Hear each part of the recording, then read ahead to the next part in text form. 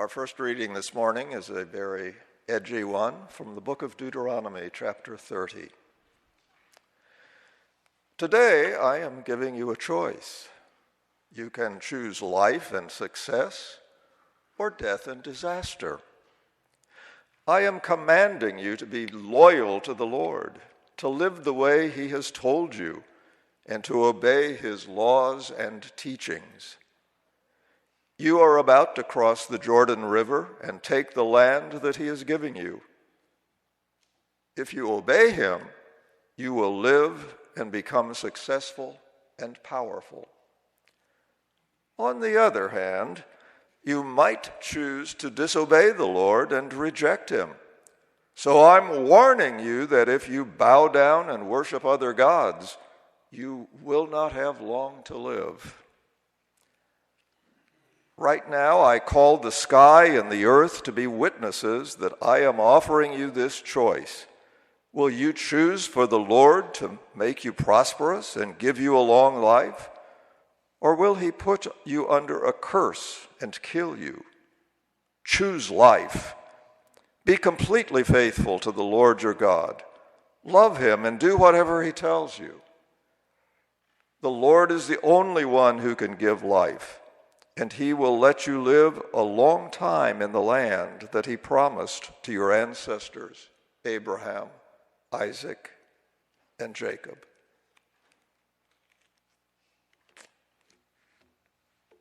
And now from the Gospel of Matthew in the Sermon on the Mount. You know that our ancestors were told, "Do not murder," and a murderer must be brought to trial.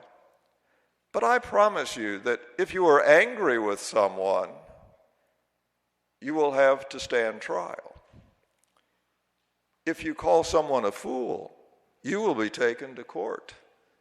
And if you say that someone is worthless, you will be in danger of the fires of hell. So, if you are about to place your gift on the altar and remember that someone is angry with you, leave your gift there in front of the altar. Make peace with that person. Then come back and offer your gift to God.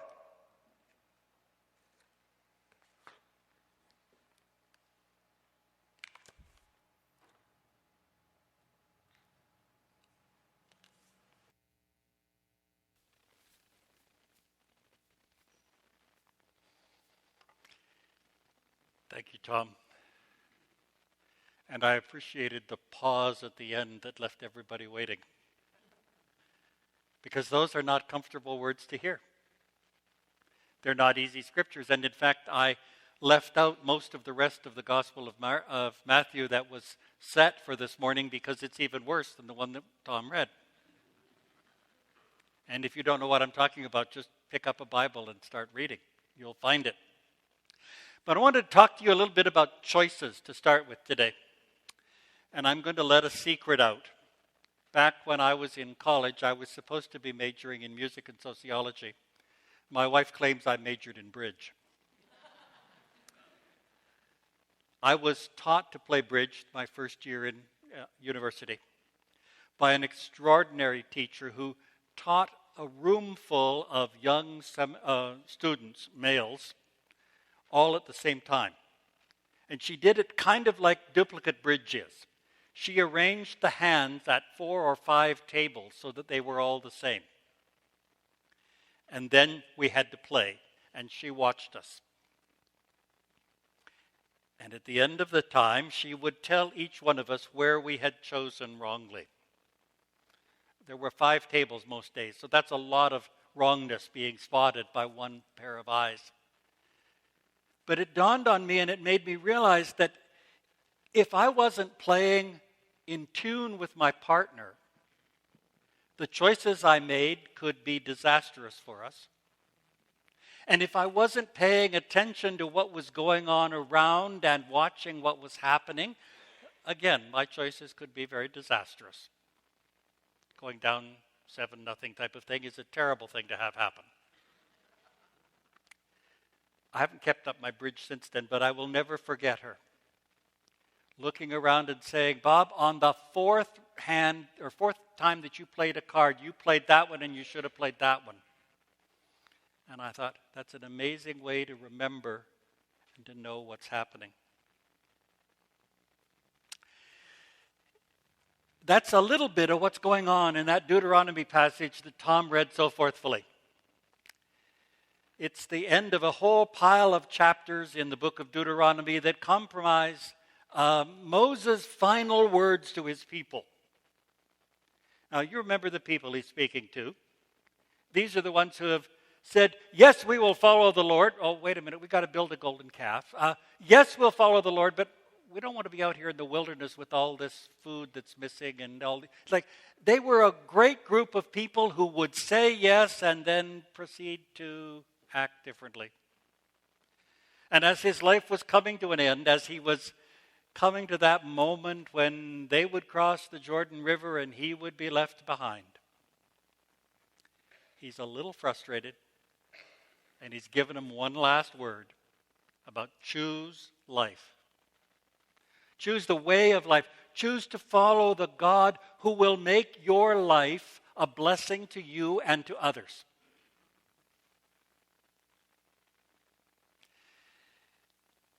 The problem with those kinds of passages, both the one in Moses and then the one in Matthew, is that it's very easy for us to read them from our perspective and say, oh, well, if I do this and this and this, I get a few check marks on the page. God's going to love me and God's going to bless me. And you know, there are a whole bunch of churches in North America that think that prosperity gospel is exactly what should happen. And let me tell you, that's one tiny, tiny, tiny step from believing that if I do these things, then God will do what I want God to do. And now we're manipulating God. These are not easy passages to interpret. We need to interpret them because they invite us to a way of life. But it's not a way of life that gets me what I want. It's a way of life that calls us to community. Now, we use that wonderful language.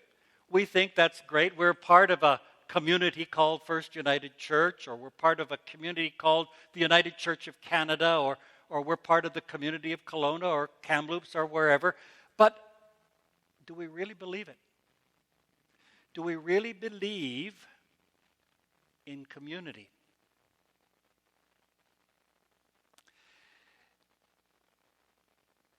As I look back over the Sundays that we've had since I got here, we were preparing for Advent. We went through Advent. We celebrated Christmas with its great promise of God is with us. We are not alone. And we move into the season of Epiphany where we're looking for signs of God at work in the world. And the first sign we should probably remember is Emmanuel, God with us. Our God is a God of relationships. From the very beginning, right up to now, God is the one who says, I will be your God and you will be my people. God chooses to be in relationship, in community with God's creatures. That's the tenet of our faith. That's the God we worship. The one who yearns so much for us to be in right relations with one another that he chose to come in Jesus and be part of us, to show us by living example what it means to care for others and to be in community with them. That's Emmanuel. That's God with us. That's the one whom we follow. So one of the commentators this week, as I was looking at these scriptures, speaking of the Matthew piece, wrote these words, and it's so good I didn't want to do anything but steal it. So I'm telling you that I stole it already. He said, Jesus doesn't just heighten the force of the law. He broadens it. It's not enough just to refrain from murder. We should also treat each other with respect, and that means not speaking hateful words. It's not enough to avoid physically committing adultery, he goes on. We should also not objectify other persons by seeing them as means to satisfy our physical desires. It's not enough to follow the letter of law regarding divorce. We should not treat people as disposable or relationships as disposable. We should make sure that even the most vulnerable are cared for and provided for. In fact, he goes on to say it's not enough to keep ourselves from swearing falsely or lying. We should speak and act truthfully in all our dealings, so we don't need to make an oath. He's inviting us to a kind of lifestyle that enhances and empowers and strengthens the communal relationship that we have. And I know, and I suspect you do, that sort of attitude matters. Now, I wanted to tell you all of this because, as I've said, I think far too many times from this pulpit, we're in a transitional period. We're in a time when not only our congregation and our denomination, but our whole culture is shifting. And the one thing I know about change and transitions is that it scares the bejeebers out of me. And I don't think I'm alone. When somebody says, oh, well, we're going to do something differently, there's a part of me that goes, okay. And there's another part of me that says, no, hold on a minute, wait a minute. How do I know what to do? Right? We've been there. We're in a time of transition. We're in a time when the community is transiting. And I do not know for sure where that's going. Moses sat on the banks of the Jordan and told the folks, hey, you're going into a new land and it's going to be okay if God goes with you.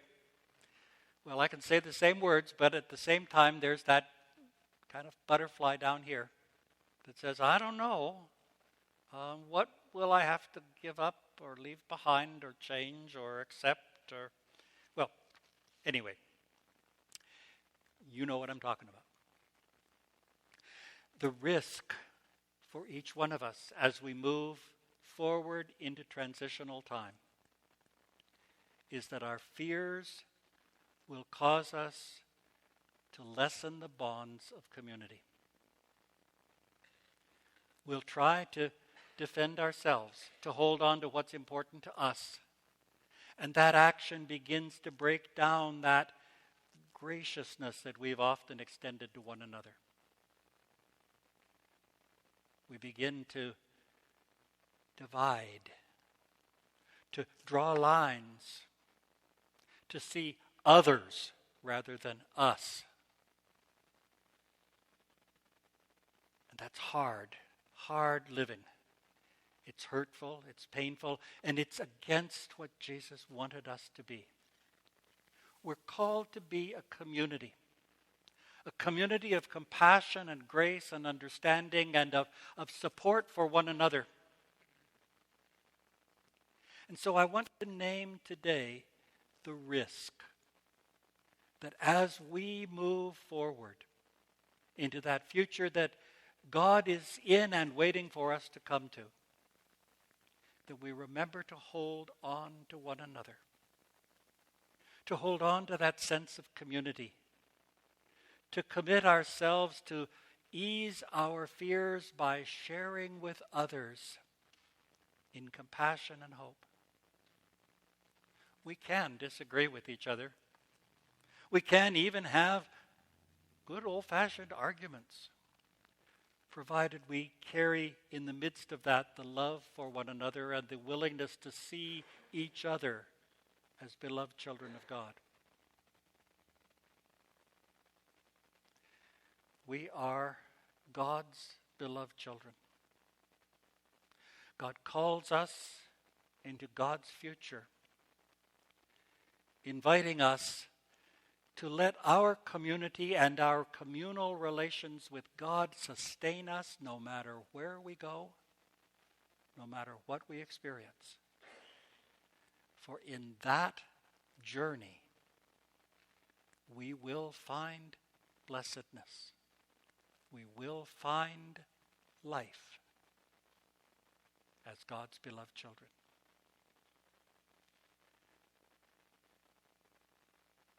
There's a danger with letting a minister on the internet every once in a while.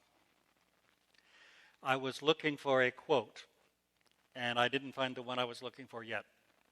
But I found this one. We must remember that the test of our religious principles lies not in just what we say, not in our prayers, not even in living blameless lives, but in what we do for others. That was Harry Truman, by the way, but that's okay. It's true. We are called to be a community that abandons its fear and anger, that values all in the conversation without labeling or defensiveness. We're going to be choosing to speak, act, and live in ways that are recognizable as life-giving, life-affirming, life-empowering. May it be so for us all.